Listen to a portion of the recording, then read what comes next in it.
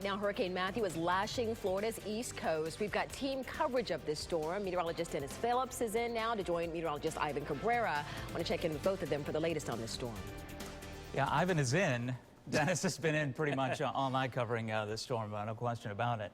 Where are we here with this Matthew? Yeah, you know, we've been talking about this, and I think a lot of folks, either folks who are just waking up or folks who have been up all night, were anticipating a more powerful storm than what we're seeing right now. And it really boils down to the fact that, look at the center, it's not over land. So when we were talking about this heading into Haiti, you know, fluctuations with a storm this strong, as it was approaching Haiti, the eye wall replacement cycle, which we talk about, that was actually complete and intensifying. So it was going up, ramping up, as opposed to what's happening now, which is fantastic news for us. Now, that doesn't mean that we're out of the woods and, hey, you can go out and have your day as you normally would, especially along the East Coast. Still a dangerous storm, especially with the storm surge, the water getting pushed along the shorelines. Yeah, the Hurricane Center had been pushing the track toward the coast, every advisory, and just the 11 o'clock advisory 5 hours ago, it actually bumped it back to the east a little bit. So, I mean, it makes a lot of sense. If the center is offshore and some of the heaviest wind is just east of the center, well, that's where the heaviest wind will be, offshore. But as you said,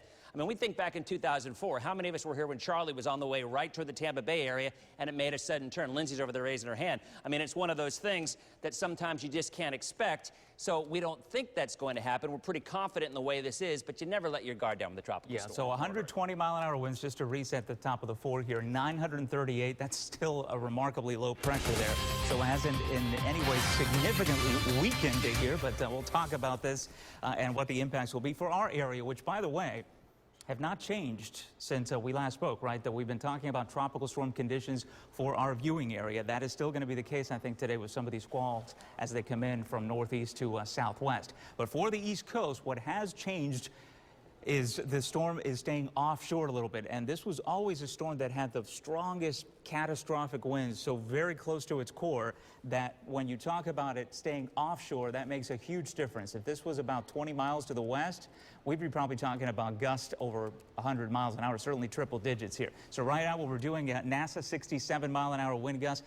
Vero Beach is now at a hurricane force wind gust, not sustained. They're looking at sustained tropical storm winds. But watch what happens here on the western side of this. You'll begin to see these yellow bands moving in, moving through Ocala. As that happens, you're going to gust up to about 48. We're looking at sustained winds at 28 and closer to our area, generally in the 20s.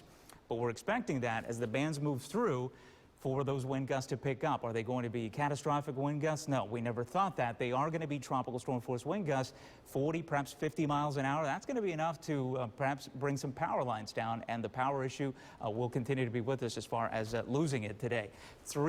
Category 3 still hugging the coast. This is the forecast now heading into 8 p.m., which still, by the way, this is a long way away, still looking at a Cat 3 as of the latest advisory just east of Jacksonville as we head through tonight. By the way, by then, diminishing effects for us. So this is going to be a first half of the day event, and then things begin to improve thereafter.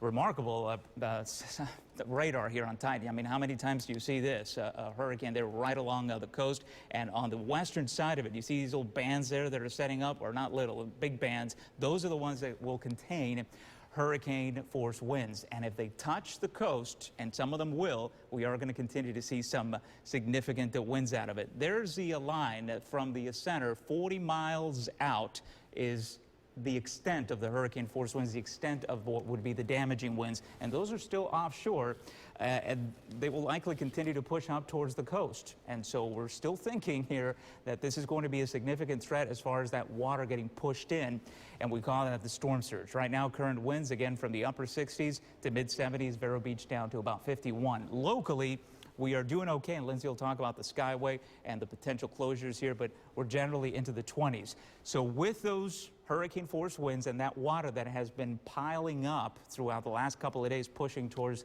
the East Coast, Dennis is going to talk about the potential for storm surge here. Of course, that was never going to be an issue, Dennis, for our area, but on the other side of the peninsula, that's still going to be a threat, especially if we coincide with high tides. Yeah, Ivan, and I truthfully think that if we look back at this storm from a historical perspective, it's not going to be a wind. If it's anything, it's going to be an issue because of the possible storm surge. Remember, I mean, we were expecting the original forecast right now, we were looking for winds 110, 120 sustained. At this point, I'm not seeing any sustained hurricane-force winds inland. That's great news, right? It's just all offshore. And I'm not so sure we're going to see many right on through the early morning hours, certainly not in our area. But as Ivan mentioned, it's all about the water. This makes a lot of sense, because think about it. This is a big storm, and while it may not have a lot of wind with it, it's just pushing water out ahead of it.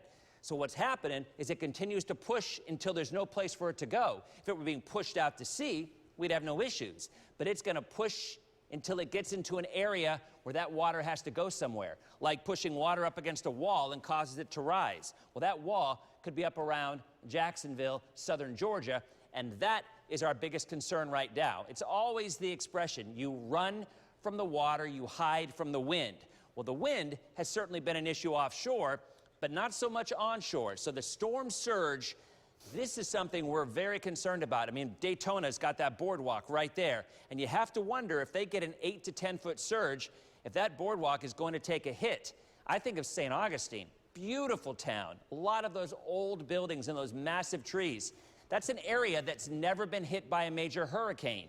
So you get this into the mix, and we're concerned about later this morning into the early afternoon. But for us locally, this is what we're seeing. The watches and warnings overnight have not changed. Tropical storm watch in yellow, tropical storm warnings in orange. But let's be honest, at this point, I'm not seeing that. I'm really not. We're going to see what we often see in the summertime. Think about it. We get a severe thunderstorm warning, those winds come in, means they're 60 miles an hour.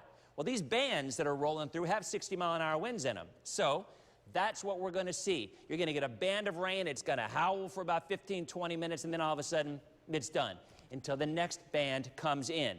There are the winds. As you can see, by 6 a.m., we're expecting hurricane-force winds, the center of circulation, coming up near Melbourne, over toward the Cape, maybe a little more to the east. New model data is going to be coming in shortly, and the new Hurricane Center track is going to be coming in about a half hour, 45 minutes as well. I would expect the track to be about the same, but I think the intensity is going to drop.